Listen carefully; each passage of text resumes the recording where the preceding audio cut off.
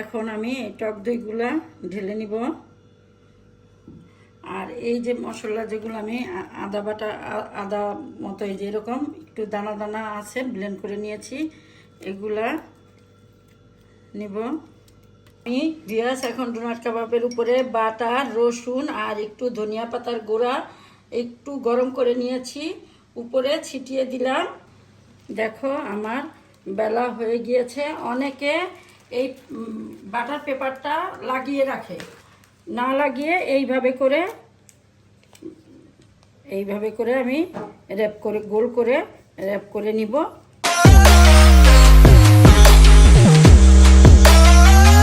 আসসালামু আলাইকুম ভিউয়ার্স, আজ আমি আরেকটি রেসিপি নিয়ে হাজির হলাম, তা হলো ডোনার কাবাব।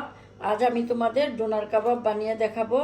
এখানে আমার গরুর মাংসের কিমা 500 গ্রাম আছে, টক দই এই যে 1 কাপ আছে, রেড চিলি পাউডার 1 চামচ আছে, গরম মশলার গুঁড়া 1/2 চামচ, তারপরে আদার গুঁড়া 1 চামচের একটু কম, চিলি ফ্লেক্স 1 চামচ উঁচা উঁচা, আর কালো গোলমরিচের গুঁড়াটা 1 চামচ, আর রসুনের গুঁড়াটা আমি একটু বেশি দিছি, এখানে 1 চামচ উঁচা উঁচা আছে। আর এই যে 1 কাপ পেঁয়াজ আর ধনিয়া পাতা আর 5-7টা কাঁচামরিচ আছে। আমি এগুলা একটু পুরা মিহি করব না, একটু দানা দানা থাকবে, ব্লেন্ড করে নিব। আমার ব্লেন্ড করা হয়ে গিয়েছে। এখন আমি টক দইগুলা ঢেলে নিব। আর এই যে মশলা যেগুলো আমি আদা বাটা আদা মতো এই যে এরকম একটু দানা দানা আছে ব্লেন্ড করে নিয়েছি, এগুলা নিব। নিয়ে আমি লবণ নিব আন্দাজ মতো। লবণটার কোনো মাপ নাই, 500 গ্রামের মতো, তাও আমি 1 চামচের মতো নিয়ে নিলাম। এখন আমি এগুলা ভালো মতো মেশাবো, মিশিয়ে রেখে দিব আমি রেস্টে একদম 15 থেকে 20 মিনিটের জন্য। আরও বেশিক্ষণ রাখলে ভালো হয়। আর উঁচা উঁচা আমি এতটুকু বাটার নিলাম।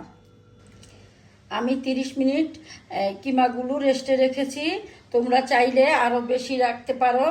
আর আমি এই কিমাতে বাটার মিশিয়েছি, তোমরা চাইলে এখানে সাদা তেল, সরিষা তেল অথবা ঘিও মেশাতে পারো, এটা তোমাদের উপরে। এখন আমি বানিয়ে দেখাবো, এই জন্য আমার নিতে হবে বাটার পেপার। বাটার পেপারটা আমি এইভাবে নিয়ে এইখানে কতগুলো কিমা নিয়ে নিব। আমি কিমাটা খুব ভালো মতো মিশাইছি, তোমরা আন্দাজ মতো কিমাটা নিয়ে নিবে। নিয়ে হাত দিয়ে চেপে চেপে একটু এইভাবে নিয়ে উপরে আমি আরেকটা বাটার পেপার নিব।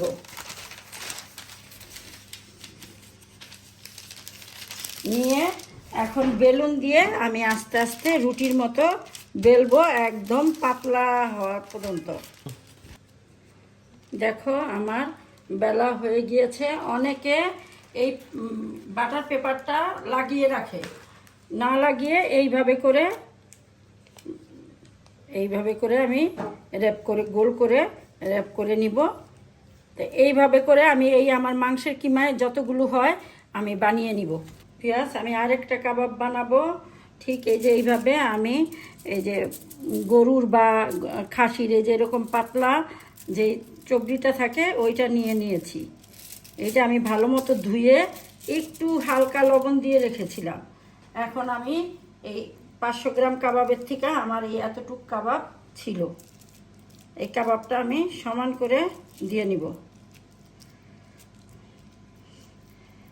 দিয়ে এইখানে আমি চিজ দিয়ে দিব, একটু বেশি করেই চিজ দিব।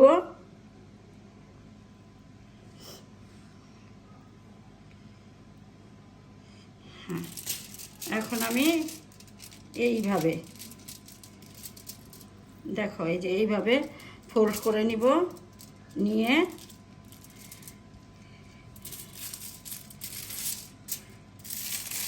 এইভাবে পেঁচিয়ে এখন আমি এটা ফয়েল পেপারে মুড়ে নিব।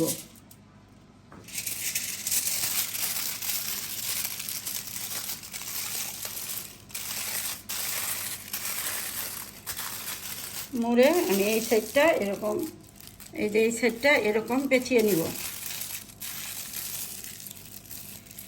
পেঁচিয়ে নিয়ে এই তো আমার ডোনার কাবাবগুলো 3টা হয়েছে, 2টা একটু বড় আর একটা অর্ধেক হয়েছে।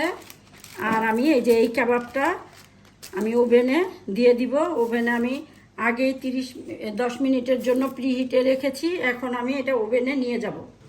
আমি ওভেনে দিয়ে দিছি 170 সেলসিয়াসে, এই 30 মিনিটের জন্য দিছি। আমি 30 মিনিট পরে ফিরে আসব। দেখো আমার ডোনার কাবাবগুলো হয়ে গিয়েছে, প্রায় 30 মিনিট লেগেছে।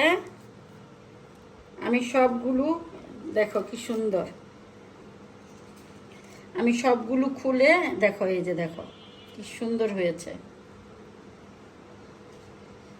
আমি সবগুলো খুলে তারপরে পরিবেশন করে দেখিয়ে দিব। দেখো কি সুন্দর হয়েছে। দেখো আমার এই যে বিফ চিজ কাবাবটাও সুন্দর হয়ে গিয়েছে। আমি একটু তোমাদের কেটে দেখাই। আমি ভিউয়ার্স এখন ডোনার কাবাবের উপরে বাটার, রসুন আর একটু ধনিয়া পাতার গুঁড়া একটু গরম করে নিয়েছি, উপরে ছিটিয়ে দিলাম। আর এইভাবে রুটিতে আমি পরিবেশন করে নিব। এরকম লম্বাভাবে শসা তোমরা এইভাবে তোমাদের ইচ্ছা মতো সার্ভ করতে পারো। গাজর, টমেটো, আর এই যে আমি এই ডোনাট কাবাবটা এইভাবে ভরে তারপরে উপরে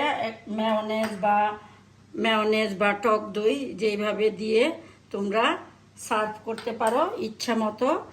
এইভাবে খুব সহজভাবে তোমরা বাসায় ডোনাট কাবাব এবং বিফ চিজ কাবাবটা বানিয়ে খেয়ে দেখো, ভালো লাগবে।